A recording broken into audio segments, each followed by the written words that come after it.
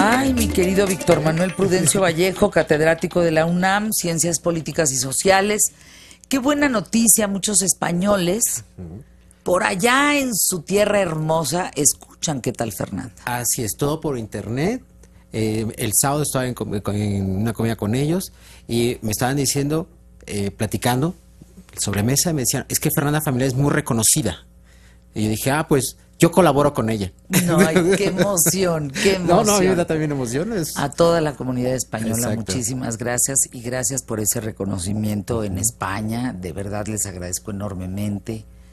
Que, pues, imagínense si en estaciones de radio en México tienen 1,200 opciones, imagínense en la red, ¿no? En el wifi, Sí. conectándose al wifi, a donde entran, pues, y que me den la oportunidad, pues muchísimas gracias. Sí, la verdad es que sí. Víctor Manuel Prudencio Vallejo. A ver, creo que esto tiene como dos vertientes. Por un lado decir, ¿habrá llegado la paz? Exacto. ¿O la paz llegó? O sea, cuestionamiento o afirmación, o nuevamente vamos a entrar en un cruce de negociación Así. en donde parece que sí, pero ¿qué crees? Cuando se revierta ese efecto, va a ser y va a representar el doble. Así es. Cese del fuego en Siria. Así es. Hijo. Fíjate que, ¿te acuerdas que aquí hemos tocado el tema de los sunitas, los chiitas, Medio Oriente, de alguna otra forma? Fíjate que en Siria el sábado pasado entró en vigor un cese al fuego negociado por Rusia y por Estados Unidos, en donde a partir como de mediados de febrero se fue desarrollando este acuerdo en Múnich y se empieza a dar este sábado.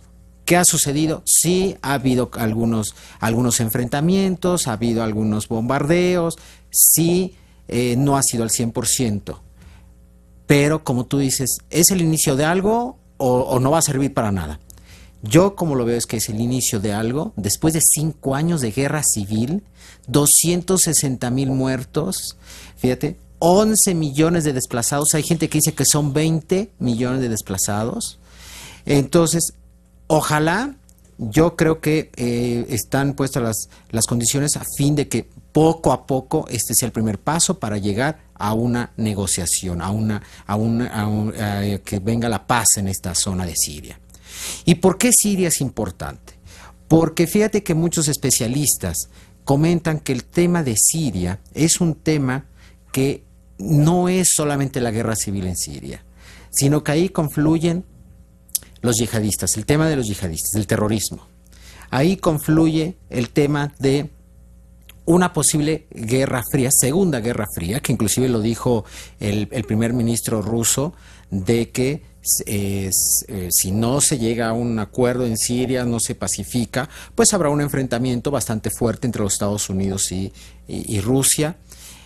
Tenemos el tema también en donde, fíjate, el 50% ya del territorio sirio es controlado por ISIS, que hemos platicado, y en ese territorio que controla ISIS está el petróleo y está el gas, que ISIS le vende a Turquía, vende este petróleo, este gas vía Turquía, ¿sí?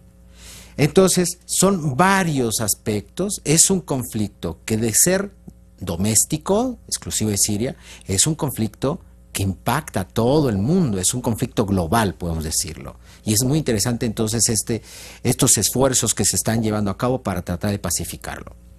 Por otro lado, también tenemos que tener en cuenta que debe estar participando Arabia Saudita, debe participar Irán. ¿Por qué? Arabia Saudita, ¿sí?, es sunita, Irán es chiita, y cada uno de ellos apoyan a otros grupos que están en oposición al presidente Bashar al-Assad. ¿Estamos? Entonces te das cuenta cómo confluyen. Es un país en donde todo mundo como las fronteras no están controladas, entra Estados Unidos, bombardea, entra Rusia, bombardea, Turquía bombardea también la frontera, Irán está preocupado porque también hay partes de ahí de grupos que están en contra de ellos. Entonces es un país en donde hoy se considera que solamente el 30-40% del territorio lo controla el gobierno de Bashar al-Assad, y el 60% de la población. O sea, es un país con muchas complicaciones. Esto nos lleva a que es un tema internacional, como tú ya comentaste, en donde empieza la paz, ¿se va a dar la paz o qué va a suceder? ¿No? Y todo esto confluye en Medio Oriente, que es una zona pues muy complicada siempre.